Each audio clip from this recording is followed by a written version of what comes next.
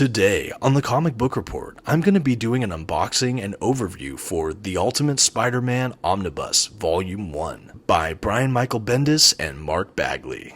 And for me, this might have been one of my #1 dream omnibuses, so I can't wait to talk to you about it today. And if this is your first time on my channel, my name's Dominic, and you're watching the Comic Book Report. We review comic books and graphic novels so you can get an idea of what to read. Thank you for stopping by. Now let's get to that unboxing.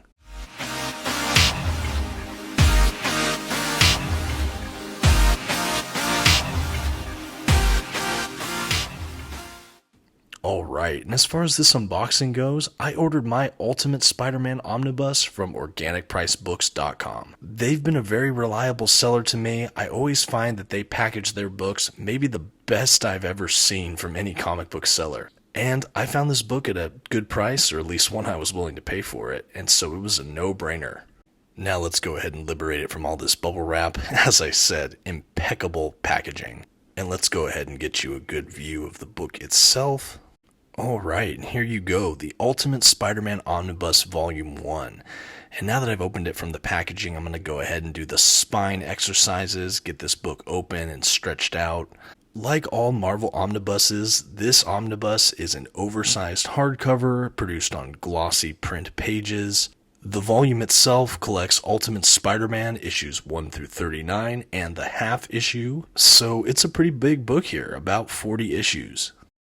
While I go ahead and finish stretching it out, let's go ahead and take a look at the binding itself. You can see the eye of the book there. Now let's go ahead and take a look under the hood, or under the dust jacket as it were.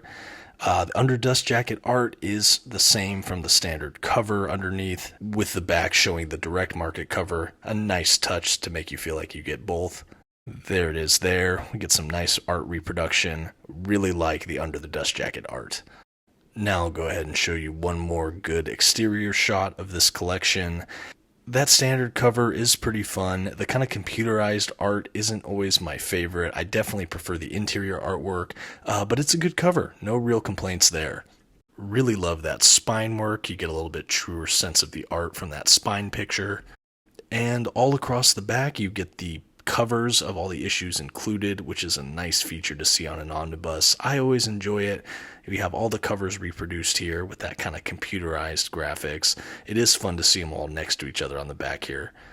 Now as we go ahead and dive into the collection proper, I cannot wait to talk to you about Ultimate Spider-Man. As I mentioned at the top, this was a long dreamed of white whale of an omnibus I always hoped would get a release.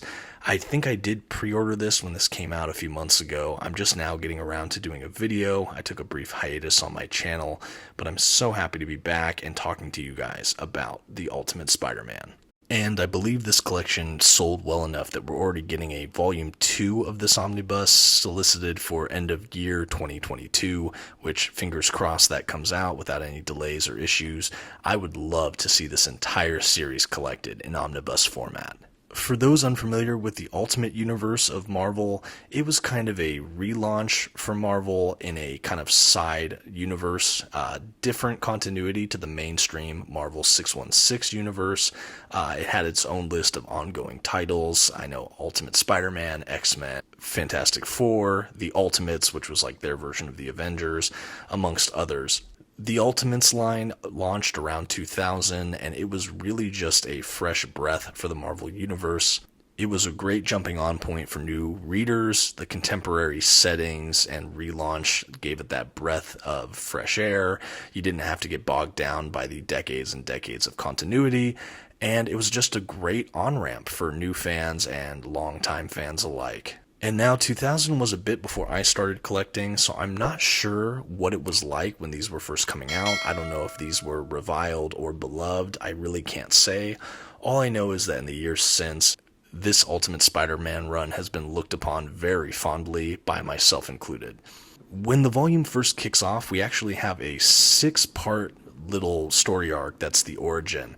Unlike the Amazing Fantasy 15 couple page issue that does like the entire Spider-Man origin, Brian Michael Bendis stretches it across 6 issues. It's the first major story arc, and what that does is it really fleshes out the characters, the secondary characters, and the whole world that they're going to build the foundation of this Ultimate Spider-Man universe within. Upon rereading, I do think that the 6 issues does maybe draw out a little bit longer than I had remembered, but I remember first reading these issues and just craving more and more page after page, and I will say on reread, it still definitely holds up. Once upon a time, I did have this whole run in trade paperbacks and a few hardcovers, and I loved this run. There was a season in my life where I thought I was completely done with comic books, and this was one of the lots I sold off on, I think, eBay at the time to, I think, make rent or gas or even a date money. I'm not really sure. At any rate, I sold off this whole run, and I was devastated when I got back into comics because this was one I wanted to pick back up again. So I'm ecstatic to have the Omnibus. I'm hoping we get more and more of these so I can once again have the entire Ultimate Spider-Man run at my fingertips. The Ultimate Spider-Man also successfully put Peter Parker back in high school, which again made him so accessible to new readers, especially young readers who were trying to jump onto a character. This high school setting obviously was more relatable to younger audiences, but older audiences alike, who remembered the 616 Spider-Man universe's origins as being in high school as well. In this way, Bendis really honors the legacy of this character, while again contemporizing it for a more modern audience. More than ever before, I feel like the characters within are so relatable. His relationship with Aunt May, Mary Jane, even a version of Gwen Stacy, Flash Thompson, and more, struck me in a much more profound way. And frankly, I don't know if it's because I'm a millennial myself or because I identify more with this modern writing style, but it was so much easier to connect and immediately feel attached to these characters compared to reading some of the early Silver Age adventures, which are still undisputed classics and a great read to this day. But the Ultimate Universe really does offer something special that really works. And I think one of the masterstrokes for this entire run was hiring on the legendary Mark Bagley. Already a long Spider-Man veteran himself, Bagley here introduces a kind of more fresh Spider-Man art style that is decidedly different than the one he showcased, throughout the 90s and things like that in the main Amazing Spider-Man run. And over here on the Ultimate side of the fence, it does also feel refreshing and new. And for my money, are some of his best pencil work I've ever seen. This and maybe Life Story that came out recently are some of my favorite art that I've ever seen Bagley produce, and he's a favorite of mine. As far as the stories in this volume go, they're all pretty great in my opinion. There are a good handful of story arcs across these near 40 issues of the title, and they are perfectly accessible for new readers. I think people that read The Ultimate Spider-Man from this volume need not read anything prior. You could go in completely blind, not knowing anything about Spider-Man, his years of continuity, mythos, character, anything, and you will have enough foundation within this book alone to build your own Spider-Man memories and what have you. Because it's in its own side universe that doesn't need any other continuity, canon, back issues, and because we start right at the origin, it's a jumping on point for anybody. With that being said, I do think that the Ultimate Spider-Man really rewards fans of the mainstream Marvel 616 comic book continuity universe, though, because there's so many homages to it and so much of what we see in Bendis' work here. If it's not a straight-up adaptation, it's paying homage, it's remixing, it's revitalizing, it's interpreting these loved characters in new ways, and it sometimes feels like a little wink to camera, if I could say that like that. As a fan of the Spider-Man universe in general, it was a delight when any new character in the Ultimate Spider-Man was introduced, and to see the differences and the juxtaposition of the Ultimate versus the mainstream Marvel 616 universe when they were put together and seeing the differences come out even more pronounced. It was so much fun. I know we see characters like Doc Ock or the Green Goblin, who in this incarnation is a literal, gigantic, gargoyle-looking Green Goblin monster. We also have the introduction of the Venom symbiote and a completely different interpretation of the Gwen Stacy character. I think at the core of this series, too, you have the relationship between Peter Parker and Mary Jane Watson. It reads with all of the puppy love and intensity of a high school romance, first love kind of narrative arc. But I think fans of the greater Spider-Man history can also read into it knowing that Mary Jane Watson is one of, if not the love of Peter Parker's life. And so there's this kind of faded, beautiful romance that you really get to see build and endure throughout the series of Ultimate Spider-Man. And I think that this leads back to one of the ultimate strengths of, well, the Ultimate Spider-Man, and that is the real characterizations we see. I think even more than the high-flying adventures and incredible art, which are such a huge factor in this series, it's really the character dynamics that keep me so grounded to the storytelling.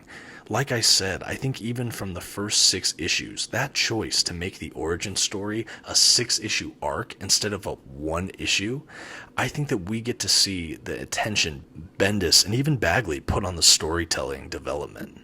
I think another thing that the Ultimate Spider-Man run excels at, and you see it in this first volume here, as I do also see it in some of my favorite Spider-Man runs throughout history, and that is that Spider-Man, when it's done well, I think can sometimes read like a slice of life story as well.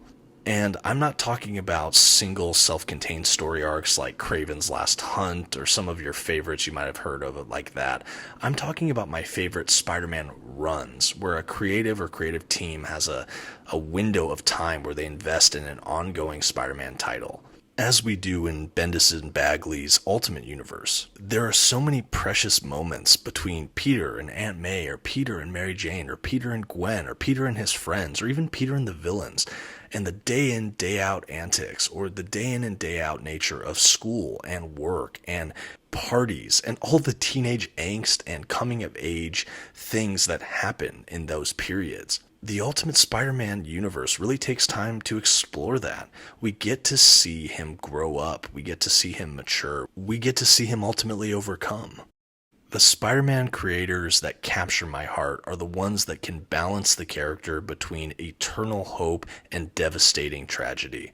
I think both elements are so critical to what makes Peter Parker and Spider-Man who they are, who he is. And Bendis and Bagley capture that perfectly. And if I haven't sold you on Ultimate Spider-Man yet, I'm not really sure what can. Have you read The Ultimate Spider-Man? Let me know in the comments below, and let me know what you think about my unboxing.